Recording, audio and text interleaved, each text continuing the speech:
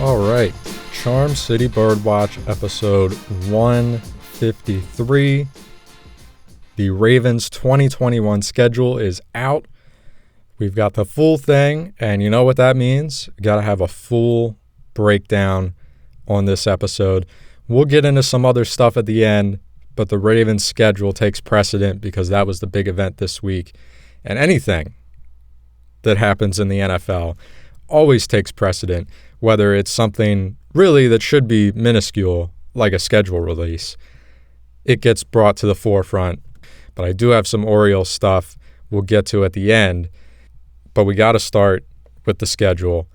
And right off the bat, first thing you notice when this gets released on Wednesday evening, 5 primetime games, which is the maximum allowed for one team. You can have 5 primetime games. They're spread out. Monday night games, Sunday night games, 1 Thursday night game. And 3 of them will be at home. 3 will be at M&T Bank Stadium. That's big. And I'm going to say one of them is at a neutral site. And maybe maybe both road games could be considered neutral site. Vegas and Miami. We know in the past the Ravens fan base has had a pretty big showing in Miami. Perhaps that could be the case again this year, even though it is a weeknight. But definitely Vegas, I think, is going to be considered a neutral site, even though it is week 1 and the first game where the Vegas Raiders will be hosting fans in any capacity because they didn't have any last year. They said, we don't want any fans in here unless we can sell the place out, which I think makes sense. You know, you open your brand new stadium, your team moves, this new beautiful state-of-the-art stadium, and you don't want the first game, the first season of games to just be a couple thousand people in there spread out. It would feel wrong. So you take a bit of a financial hit there, but now, as we prospectively look to the start of the 2021 season, Roger Goodell, a lot of owners agreeing, we're going to have full stadium capacities here to start the season. I think it'll be great for them, and you can already see the ticket prices through the roof. Not surprising given the fact that it is, the first game for this brand new stadium, which will have fans in attendance. That explains the high prices, but I think the high prices could be a consistent thing for Vegas, not just through the remainder of 2021, but into the future, just because this is a destination away game for a lot of opposing teams where, you look around the league, where are the areas that are, again, destination road games? What cities have, the best reputation for, let's go see our team play an away game and we get to see the city. What's a good pairing there? And I've heard Nashville with the Titans is up there. I would assume New Orleans with the Saints is definitely up there. Perhaps Miami. Those are what come to mind, and Vegas might top all of that. Vegas is the ultimate destination. But nonetheless, the Ravens will kick off the season with a bang on the road in Vegas. I think that will be a neutral site game. I think a lot of Ravens fans will be there. And not just because it's a destination spot for people to travel, but I'm skeptical that Vegas is going to have a large fan base just to show up. A passionate one at that. I mean, look, the price factor is probably the biggest thing standing in the way of keeping real fans out.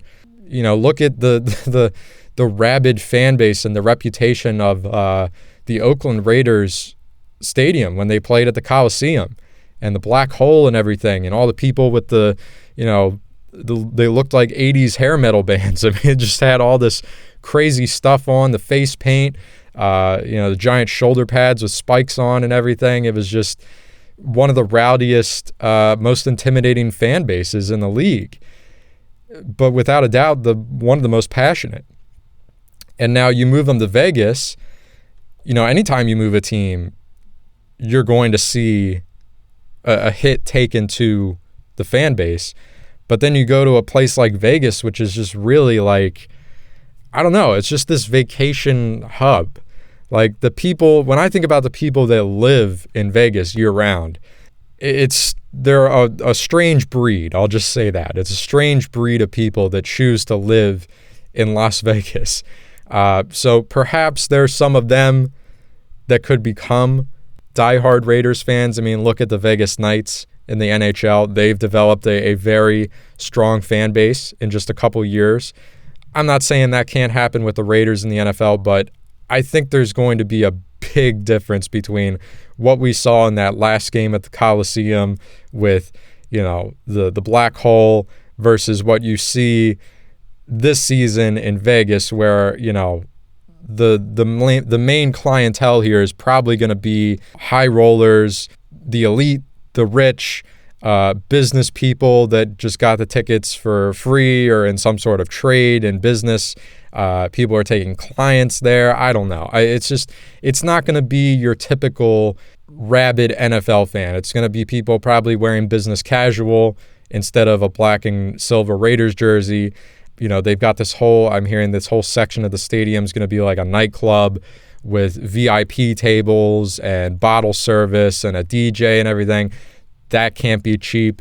It's going to be this not your typical NFL stadium. So I'm very eager to see what the games look like this season. And obviously with the Ravens being their first opponent, that makes it even more intriguing. So I'm willing to call that neutral site. I think it's going to have a Super Bowl atmosphere every single week, just with how corporate it is, how sterile. It might be sterile. It just might be boring and kind of just vanilla. And let's just go through the schedule. I mean, there's a lot of stuff that stands out to me, but I'm going to go week by week. Some matchups will have more to say than others. Obviously had quite a bit to say about Vegas, but week 2, another primetime game, Sunday Night Football, home opener, Ravens hosting the Kansas City Chiefs, which I almost said the rival Kansas City Chiefs, but I stopped myself because is this really a rivalry? I think we can agree there's a rivalry between Patrick Mahomes and Lamar Jackson in the same way that we were excited about a Tom Brady and Peyton Manning rivalry back in the day. But the facts are the facts here. Since Patrick Mahomes and Lamar Jackson have become the quarterbacks of these respective teams, the Kansas City Chiefs have won every single matchup. Have they played the most games? No. But these teams have only met twice. So again, that's kind of working against the rivalry. But hey, what do I know? It's a Sunday Night Football game. Clearly, the league wants this to be a budding rivalry. The Ravens need a win here. And, last year with the pandemic and nobody in attendance, it was extremely disappointing to see that Monday night game played without a crowd at M&T Bank Stadium because the environment, the atmosphere, I think could have changed some things. Not saying it would have been the difference between a win and a loss, but it just didn't feel right to have that game with all the hype. Chiefs coming off of a Super Bowl victory. It just didn't feel right to have that game played without a crowd. Now, we are rewarded here this year. Again, we have not reached the finish line just yet, but after some of the COVID news earlier this week and what we've heard from Roger Goodell in the league and even the Ravens themselves, their ownership, all signs indicate that there will be full capacity at stadiums this fall. So based on that, that's what I'm going off of, and this is great. We all know the hype with that one. Moving on from there, weeks 3 and 4, you head back on the road. So the first 3 of the first 4 weeks of the season, you're on the road. And weeks 3 and 4 against the Detroit Lions and the Denver Broncos, respectively. Look, hey, it's tough to open the season with, 3 games, 3 out of 4 on the road, and that sole home game being against the Kansas City Chiefs, who have been to the Super Bowl in back-to-back seasons. That's not easy on paper, but you look at the level of competition of these road games, Vegas, Detroit, Denver, those are 3 very winnable games. And Detroit, big change there at quarterback. Denver, also some quarterback questions. because, hey, we don't know what's going to happen with Aaron Rodgers. We'll get to that later on here with the Green Bay Packers being on the Ravens' horizon. None of these 3 road games to start the season particularly worry me, and I think the Ravens very well could start the season 3-1. As we move forward here and we dissect this first half of the season, I'll just say it now, picking up wins early is going to be very important. It's going to be very, very important because you'll see here, and you've all seen the schedule, I don't have to tell you, second half of the schedule is downright brutal. So we'll get there when we get there, but Week 5, Ravens return home, another primetime game. So 3 of your first 5 games of the season are either Monday Night Football or Sunday Night Football. This time they are hosting the Indianapolis Colts, another team with a new quarterback, Carson Wentz, in Indianapolis. Can he revitalize his career moving on from the Eagles? Because it was not a pretty end to his saga in Philadelphia. But Indianapolis, a more complete team. We know they've got a stronger defense. They were a pretty good defensive team last year. Played a very close game against the Ravens. Remember in that game, the Ravens did not have a great showing on offense in the first half. But then they kicked it into gear in the second half, and Lamar Jackson was close to perfect. I think that's a very winnable game. Monday Night Football. Next 2 after that, Week 6 and 7, you host the Los Angeles Chargers, and then your first divisional game, which is the Cincinnati Bengals. So this is interesting. I feel like every single matchup I look at, I'm looking straight at the quarterbacks. Los Angeles, this is one where you look at the quarterback and you say, all right, what does Justin Herbert do in year 2? Because rookie season was spectacular.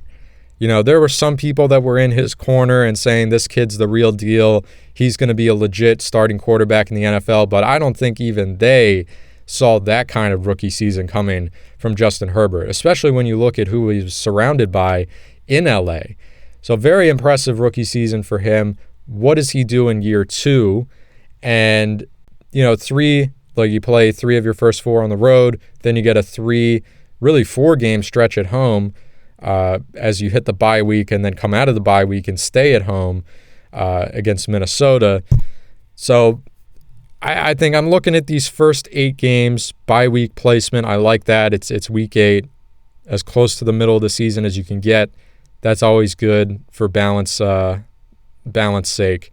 As I said, very imperative to pick up wins early, and I see a chance for the Ravens to go on a run here, where outside of Kansas City, it's really just the Chargers that I think could present a problem.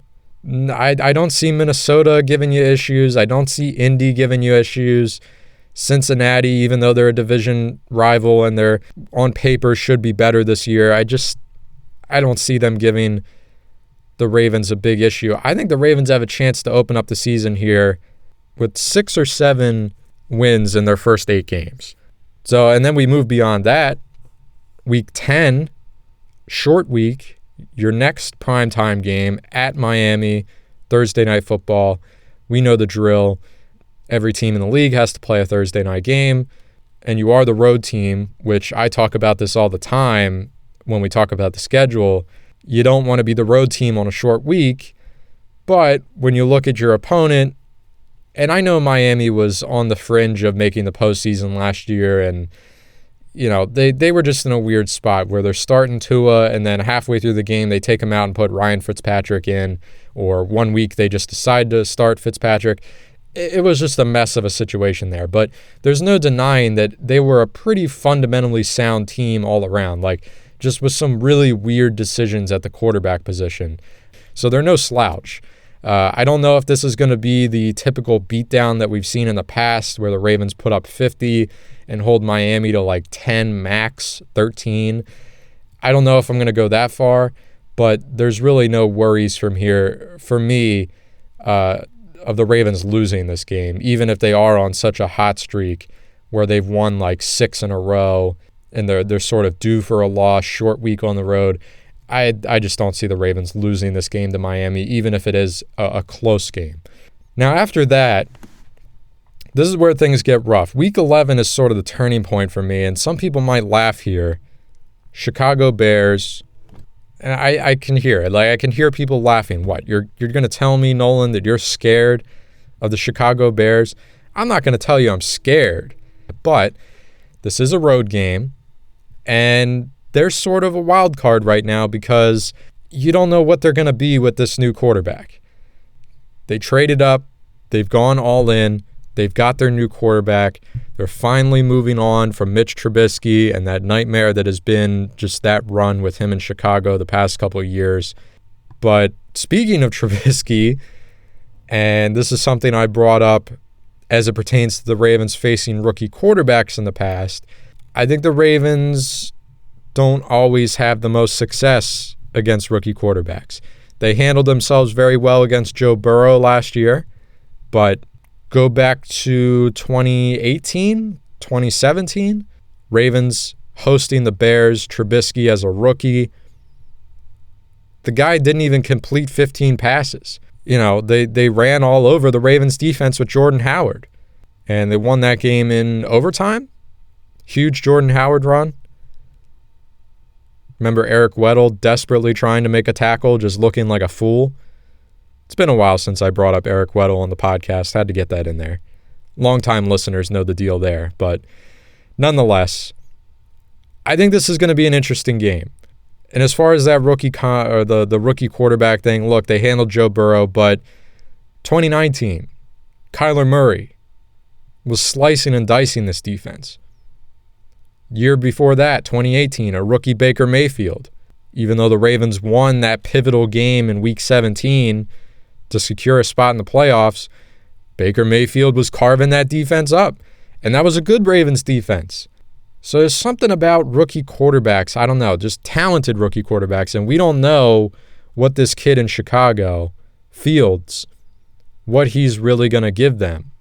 So I don't know. I think that the Chicago game is my one that I'm kind of penciling as a loss, as my controversial take. That's my hot take for this episode. And that sort of kicks off this really tough finish to the schedule. And we get to Cleveland in Week 12, and this is where I have just a huge problem with the schedule. You know, am I happy that the bye week is in a good spot? Yes. Am I happy that you are facing some of your weaker opponents on the road? Detroit, Denver, Vegas, Miami. Sure. But from Week 12 to Week 18, that 7-week stretch to close the year, the Ravens will be facing 5 division opponents in those 7 weeks, including 3 in a row from Week 12 to Week 14, Cleveland, Pittsburgh, Cleveland. I remember, what was it? The Super Bowl year, 2012, where the Ravens faced the Steelers 2 times in the span of 3 weeks. I thought that was absurd. This is just as absurd, especially when the game in the middle is another division opponent. And then, your non-division games in this 7-game stretch. Green Bay, don't know what's going to happen there, but let's say they keep Aaron Rodgers. That's a tough game. In Los Angeles, this is just a brutal stretch where Cincinnati's kind of might be your only breather. And that's a division game. And you're facing them on the road. So, again, very, very important for the Ravens to pick up wins in the first half of the season, because when you get to Week 11, Week 12, things are just going to get ramped up to a whole new level. You're hoping in a normal year, realistically, that the Ravens can split against Pittsburgh, and now that Cleveland has become a competitive team, you're hoping they can split against them and then, maybe pick up a sweep of Cincinnati to make things right. Because say you drop that Sunday night game against Cleveland at home, very possible. You got to come right back next week, go to Pittsburgh, and try to rebound. You lose that one. Now you're treading water. Heading to Cleveland, that's tough. This is the point of the season where I'm hoping the Ravens have stacked up maybe 8-9 wins at this point, where they're kind of facing this last 7-game stretch saying, hey, we just need like 3 wins here. 4 would be really solid. Anything beyond that would be great. immediately I look around the division too. I say, what is Cleveland's schedule? What is Pittsburgh's schedule? And I'm doing a rough kind of estimation of how things play out here. And I think the race for the AFC North is going to be between the Ravens and Cleveland. I have them both hovering around the same rough win total. And I think I have Pittsburgh maybe 2 games behind that. But outside of the division opponents in this rough stretch here, look, Green Bay, like I said, what are you going to get there? Because it could be the difference of having Aaron Rodgers or not is such a huge swing. You know, if that team has Aaron Rodgers, reigning MVP, the team that just went to the NFC Championship game, yeah, that's going to be a really tough out. And if they have to trade Aaron Rodgers, and now what are they doing at the quarterback position? Could be a completely easy game, a cakewalk, like a much-needed easy opponent after facing 3 tough division opponents in a row. Cincinnati also going to be a must-win game in the stretch just to make sure you pick up the games you're supposed to win. That'll be December 26th, the day after Christmas. Hopefully a little something left in the Ravens stocking from Santa Claus. And then the final 2 weeks, you finish at home. So there is that. And, Los Angeles was the additional team added here, I should note, as we've gone to a 17-game schedule this year. The Ravens are, if you're looking for another thing to like about the schedule, the Ravens are on the right side of the 17-game schedule this year, where they are picking up an additional home game, 9 home games, 8 road games. The last time these teams met, it was a Monday night game in LA. 2019 Ravens just absolutely curb stomped them. Things are a little different now. Again, Matt Stafford at the helm as the quarterback. That defense still tough. And then you close things out against Pittsburgh. Good to have this one at home. Again, as I said, I have Pittsburgh a couple games behind the Ravens and Cleveland as far as who's going to be in division contention, but very well could be a game that decides the division. Good to have that one at home, and it is a 1 o'clock start on paper, but as we know, when you get to the final week of the season, things get moved around. This could be a 4 o'clock game. Flex scheduling, always a factor down the stretch. But there's your Ravens schedule, and if I'm going to give you a way too early prediction, I have the Ravens going 12-5.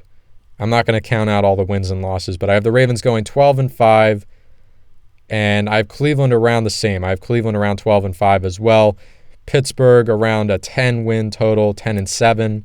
There's my way too early prediction. Ravens at 12-5. Could be enough to win the division. Should be enough for the playoffs. I did have a couple Orioles things I wanted to get to here because it's been a rough week for the Orioles. Going back to last weekend when they had that series against Boston, lost 3 out of 4 there. You salvaged the Monday game. Then you head to Queens, dropped 2 close games there. You come back home to face the Yankees last night. You had a lead, give it up late in the game, can't rally. It's just been a rough stretch for the Orioles here. And it really, ever since that John Means no-hitter, it's been nothing but disappointment. Outside of that one win against the Red Sox. But what I wanted to talk about is sort of kind of how the outfield and really the pitching rotation and the bullpen as a whole, the pitching staff as a whole, of where some changes could be made and how things are shaking out. And we'll start in the outfield, where the outfield has been kind of the one of the few bright spots for the Orioles offensively and defensively this year. Cedric Mullins, we know he's been on absolute fire. Austin Hayes had a little stint where he was out with an injury, but since his return, he's gotten back into the swing of things. He's batting well at the top of the order, just like Mullins. They're a nice 1-2 punch to lead things off. And DJ Stortz had his moments, but, he's around a 200 hitter. And Mountcastle gets some time in the outfield, but mostly DH for him, and he's still finding his way at the plate. But the big question mark right now is Anthony Santander, who will hopefully be returning from the IL in the next few weeks. Could be as soon as a week from now, but realistically in the next week or two, Anthony Santander will be back in the equation. And the question is, who does he bump? It's not Mullins, not Hayes, not Mountcastle. Mountcastle can be put in the DH spot pretty regularly. So DJ Stewart appears to be the odd man out. I don't have any problems there. There's your outfield. Pretty good, right? Mullins, Hayes, Santander, Mountcastle DH, but you're sort of maxed out at that point. And my question at that point becomes, where do you put a Yusniel Diaz when it's time for him to reach the majors later this year, which I think is a reasonable timetable for him? You can't hold him in AAA forever. And knowing the Orioles outfield situation as it stands right now, plus Mountcastle holding down the DH spot pretty regularly, unless there's an injury that sees one of these guys sidelined, when it's time for Diaz to reach the majors, I don't know how many opportunities he's going to have to stack consistent major league at-bats. And maybe this is looking too far down the road because, again, 162-game season, things have a way of working themselves out. I'm looking in my crystal ball and I'm looking into the future, not just later this year, but years down the road when the Orioles are hopefully competitive again. What does their outfield look like? Is there room for Yusniel Diaz? Or I should say all of these guys. I don't know. I think it could be very tough. And at that point, I ask, does someone get dealt? And at what point do they get dealt? I think we can all agree this is what we like to call a good problem to have if you're the Orioles and Mike Elias. But don't be surprised if in the near future the Orioles say, hey, Anthony Santander, we're going to trade him. And now we have space for Diaz. But that's a risk because you don't know if Diaz is the real deal. So I think I kind of fall into the camp of let's hold on to all these guys for this year, next year, maybe even the year after that. Until this team is really knocking on the door of being a playoff contender, I'd like to see them hold on to all four of those names. 5 if you include Mountcastle, but we already know they're holding on to him. And see who truly emerges as the starters. Because, look, I was actually surprised by this. I thought Santander had the least amount of starts or games under his belt of this outfield trio. It's actually Austin Hayes, which is crazy to think about, but really the injuries have played a big factor there. But all three of these guys, Hayes, Mullins, Santander, really just have accumulated close to a full 162 over the span of 3 seasons. This goes back to 2019. And then the shortened season last year, and now we're back to the start of this season. So bits and pieces of 3 seasons, they've accumulated close to what would normally be a full 162. They don't have a lot of reps under their belt. So I don't know who's the real deal and who isn't. I can't tell you. And I also have some questions with the pitching staff. Really, it surrounds the starting rotation. Do some guys need to be moved around? And Jorge Lopez, who will be pitching later tonight, recording this on Saturday, he'll be taking the mound later tonight against the Yankees. He finally broke through last time and went more than 5 innings. Couldn't quite go 6, but 5 2/3. He looked really strong. Had the Orioles had a bigger lead at the time, I think Lopez would have been left in the game. But he looked really strong last time out and navigated that 5th inning really well and made his way through it and almost made it through the 6th as well. Was that him finally breaking through and making that the norm moving forward? We'll have to wait and see. The Yankees are certainly a daunting task. I've seen enough out of him this year where I'm starting to think that he could be an effective long man in this bullpen. It's not as simple as, he falls apart in the 5th inning. That's a big part of it.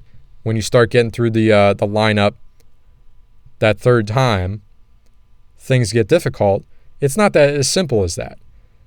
But I look at how strong he is in the first 4 innings, because it's not like he's okay through 4 and then he completely falls apart in 5. He's really good through the first 4. Like, lights out, dominant through 4. He's gifted with exceptional velocity. And this is why the Orioles gave him a shot and took a flyer on this guy. You can see why he was put on waivers, because, again, the consistency, not always there. Third time through the lineup, starts to fall apart. But my God, this guy's got a bunch of life on his fastball. And even when things start to fall apart later in the game, the velocity's still there for him. It's just a matter of location and execution being off. This guy maintains his velocity very well. This guy's got major league stuff. It's sort of what I was saying with why I always defended Miguel Castro. I watched him pitch, and his stuff was downright filthy at times. The movement on his pitches, the velocity that he had his troubles with location, and maybe pitching at Camden Yards didn't always help him, but that was a guy with major league stuff. And I think Jorge Lopez is in the exact same boat. So I think he could be an effective long man in the bullpen. I could also see the Orioles using him as an opener. Let's say you leave him as the starter, so to speak, but have an even quicker hook. 3 innings max for him. And then you turn it over to a bullpen. But at that point, the question is, who backs him up? And a name that jumps out, maybe Adam Plutko, just because he has that starting experience in his career. But I don't know if you want to throw off or disturb the rhythm that he's got going in the bullpen. He's having a great season in relief, and yeah, at times he's thrown long relief, multiple innings, and that's great. But he's also been thrown out there in the 7th, in the 8th, in these high-leverage situations, close games, and being asked to get through an inning and pick up 3 key outs, and he's done it very well. So I don't know if you want to disturb the balance, so to speak. I don't know if you want to throw things off and remove Adam Plutko, who's performing very well, from that role and say, hey, we want to put you either in the starting rotation, like swap, roles. You and Jorge Lopez swap roles. Because at that point, you make Adam Plutko become a starter again, the wheels could come off. If Jorge Lopez can't consistently get through 5 innings, you're going to have to do something with him, whether it's move him to the bullpen or make him an opener and find someone to back him up. And the question is, who's that's going to be? If it's not going to be Adam Plutko, where do we go from there? I think Keegan Aiken should be the lead candidate for that spot.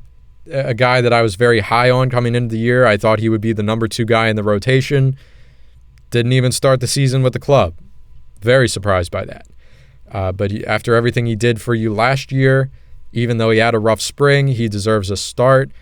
Now, I will say, this guy can't seem to get out of his own way a little bit. I think he was in line for a spot start earlier this year. Couldn't make it because he cut himself making breakfast earlier in the day. And Zach Lowther, who made a spot start against the Red Sox last weekend, he got shelled, but I think he's in line for another start at some point this year. And you just hope that, that it's so tough to be that guy that's making the spot start. You're coming out of AAA on short notice. Maybe the last time you threw was 2-3 days ago, so you're not on the typical rest rotation. Plus, you have to travel from Norfolk to Baltimore or wherever the Orioles are playing on the road. You're living out of a suitcase. You're living out of a hotel room.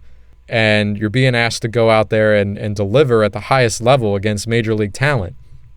And for a guy like Zach Lowther, who doesn't have major league velocity, his fastball in the low 90s, that's a tough ask for a guy like that to make a spot start. So I think Zach Lowther's a guy who has major league potential. I believe in him, but that's a really tall task for a guy like that. I just hope at some point he gets like a fair shake and you can get him a start or at least get him up here and get him, consistent innings out of the pen to start things off instead of throwing him into the fire as a starter. Let's pick some spots for him. Let's get him some innings in the majors under his belt, and then let's give him a shot to start instead of saying, hey, drive up here from Norfolk, meet us in Baltimore, and pitch on 2-3 days rest and go start against the Yankees or the Red Sox. I mean, that's ridiculous. And you could say the same about Keegan Aiken if he was being called up to make a spot start from Norfolk on short rest against a Red Sox or Yankees team, or really anybody in the majors.